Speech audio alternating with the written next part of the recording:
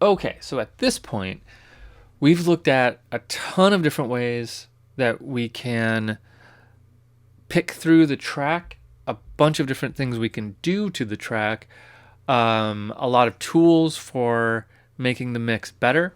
But now, in this last step, this is our opportunity to sit back and say, okay, I'm not clipping, my frequencies are not conflicting, everything's doing what it's supposed to be doing. However, is it good? Does it sound good? Right? You could use all these tools correctly and still end up with something that sounds kind of boring, right?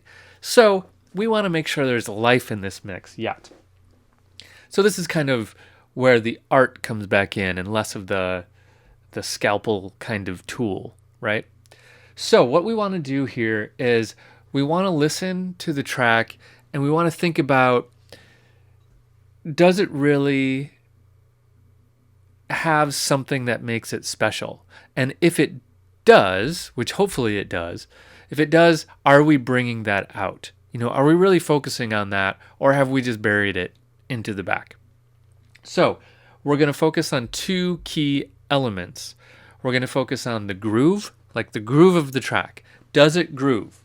Okay, now some tracks are not intended to groove, and that's okay. But if it does have a groove to it, we want to be sure that we've really got that locked in. It feels really tight, feels totally in the pocket.